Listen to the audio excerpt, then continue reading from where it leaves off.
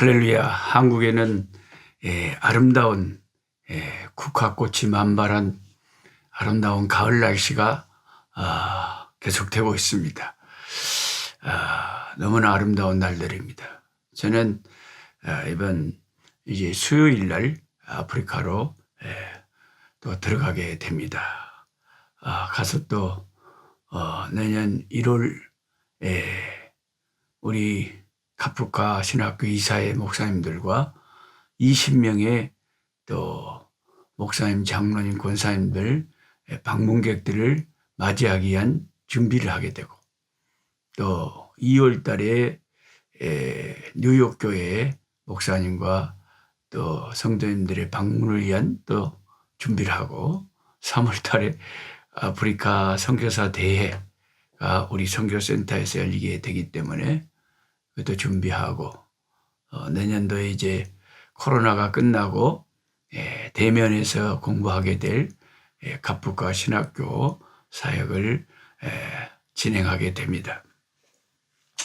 하나님께서 이 세상을 너무 아름답게 만드셨습니다. 얼마나 국화꽃이 예쁜지 몰라요. 그래 어떻게 하나님은 그렇게 다양하신지. 그 예쁜 국화꽃도 노란 색깔만 있는 게 아니고 아주 주홍색도 있고 아주 다양한 색깔을 가지고 다양한 형태로 너무나 예쁘게 세상을 물들여 가십니다. 비록 사탄과 죄악으로 말미암아 세상에 이렇게 사망과 전쟁과 다툼과 싸움과 고통이 있지만, 질병이 있지만, 주 안에 있는 예수 그리스도 안에 있는 우리가 세상을 더 아름답게 하는 그런 사람들이 되어야 되겠습니다. 오늘은 2022년 10월 17일 월요일입니다. 누가복음 4장에서 6장 말씀을 본문으로 하겠습니다. 누가복음을 우리가 이렇게 펼쳐서 읽다 보면 마태복음 1장에도 예수님의 족보가 기록되어 있고, 누가복음에도 예수님의 그 3장에 보면 족보가 기록되어 있었죠. 그러면 마태복음에 나와 있는 예수님의 족보와 누가복음에 나와 있는 예수님의 족보가 상당히 다르거든요. 그래서 성경을 읽는 독자들이 이거 이상하다, 왜 이러지 하고 혼란스러워 할 수 있기 때문에 이 누가복음의 족보와 예수님의 족보, 마태복음의 예수님의 족보에 대해서 한번 살펴볼 필요가 있습니다. 마태복음 1장 16절과 누가복음 3장 23절에는 예수님의 육신의 부친인 요셉, 그 마리아의 남편인 요셉의 아버지가 서로 다른 사람으로 나와 있습니다. 요셉의 아버지는 야곱일까요? 아니면 요셉의 아버지는 헬리일까요? 마태복음 1장 16절에 야곱은 마리아의 남편 요셉을 낳았으니 마리아에게서 그리스도라 칭하는 예수가 나시니라. 이 말씀에는 분명히 야곱이 마리아의 남편 요셉을 낳았다고 했으니까 요셉의 아버지가 야곱인 거죠. 야곱이란 이름이 많이 있지 않습니까? 유대인들 중에는. 그런데 누가복음 3장 23절의 족보에는 이렇게 나와 있습니다. 예수께서 가르치심을 시작하실 때에 30세쯤 되니라. 사람들이 아는 대로는 요셉의 아들이니 요셉의 위는 헬리요. 요셉의 아버지가 헬리다 이 말이죠. 그렇게 시방 요셉의 아버지가 헬리예요. 요셉의 아버지가 야곱이에요. 네. 그래서 성경을 읽다가 어떨 때는 성경을 읽는 독자들이 이해가 안 되고 깜깜할 때가 있어요. 그래서 저 같은 이런 성경을 읽는 데 도움을 주는 이런 보조 교사가 필요한 거죠. 그래서 좀 설명을 듣고 대차나 읽으면 좀 이해하기가 쉬우니까요. 누가복음의 예수님의 족보는 완전한 계보, 그러니까 모든 사람들을 다 언급하면서 아담에게까지 예수님의 족보를 기록하고 있는 그런, 영어로는 이 족보를 지니알러지다 그럽니다. 지니알러지. 진이 그 가게, 이 혈통 이런 거잖아요. 지니알러지. 그러나 마태복음의 족보는 단지 선택되어진 계보죠. 어떤 이름은 빠져 있을 때도 있어요. 마태복음 1장 17절에서 특별히 14대로 딱 잘라가지고 기록을 할 수가 해놨기 때문에. 근데 이 마태는 다윗 왕을 통해서 내려온 계보를 쭉 정리하면서 예수님의 육신에 붙인 요셉이 다윗의 혈통이단 말이죠. 이 법적으로는 왕손인 거죠. 왕의 계통을 이어받는 거죠. 예수님은 만왕의 왕이시잖아요.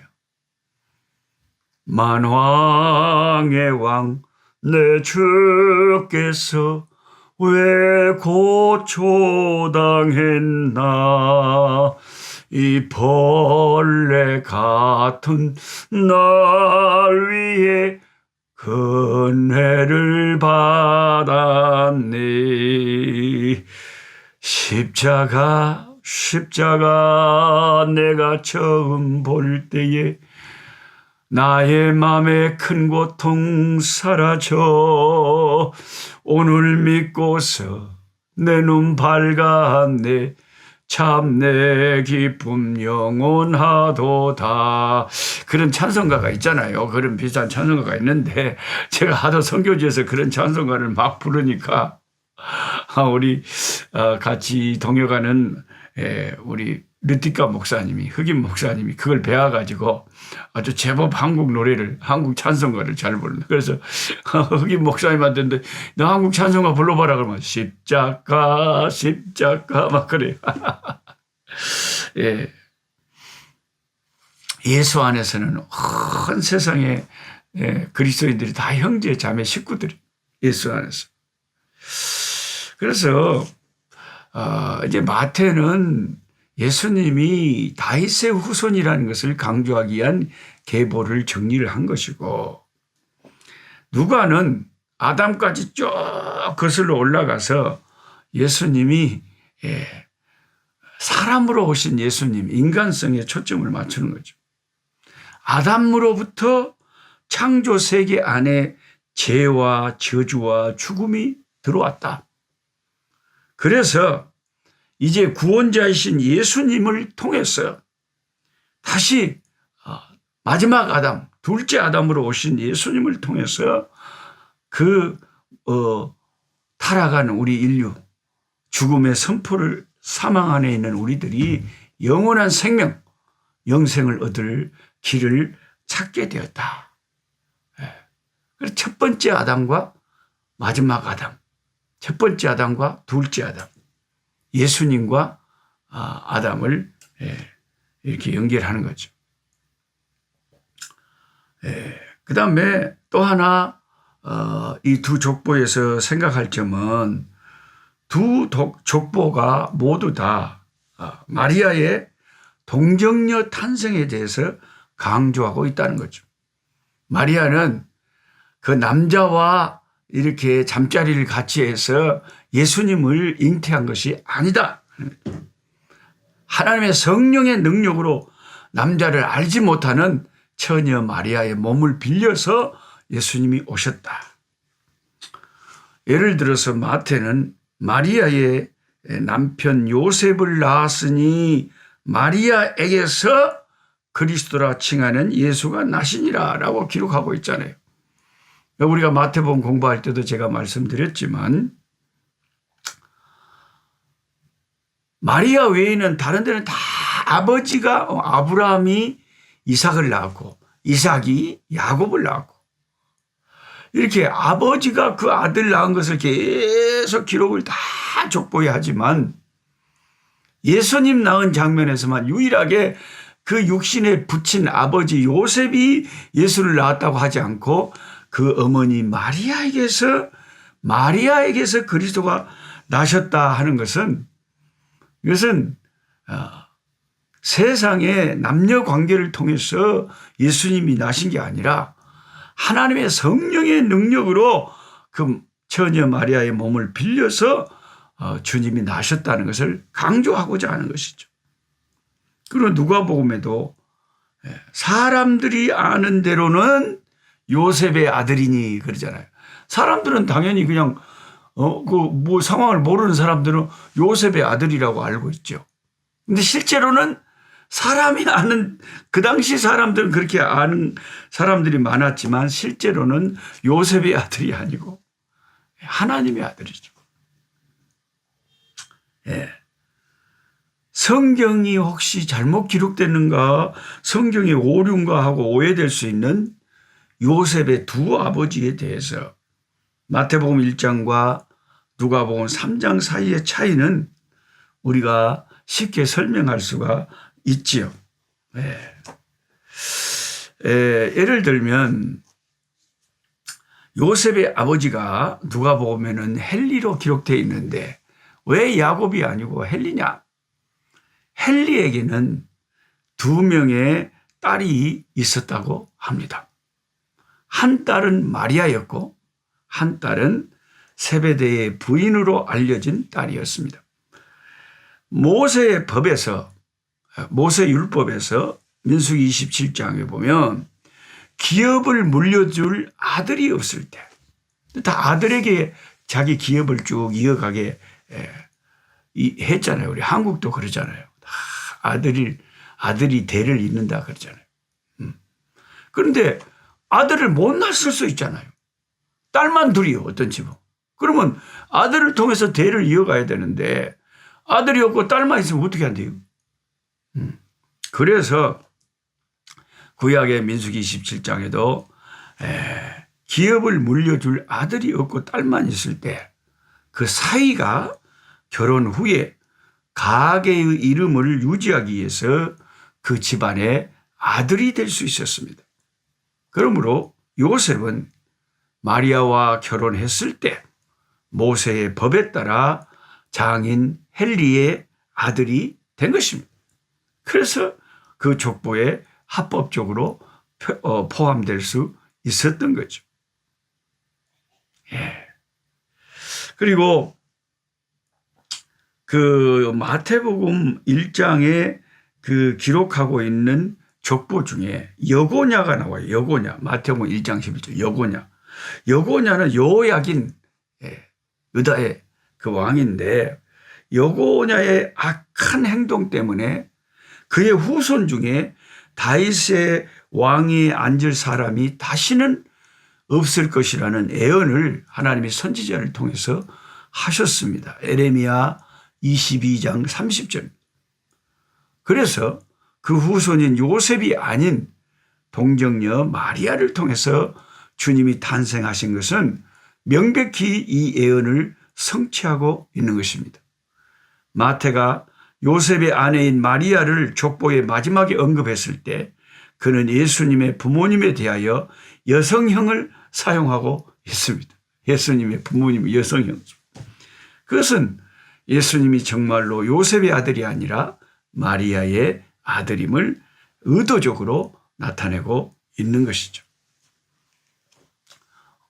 오늘 저는 여러분과 잠시 누가복음의 예수님의 족보와 마태복음에 나와 있는 예수님의 족보에 대해서 설명을 해드렸습니다.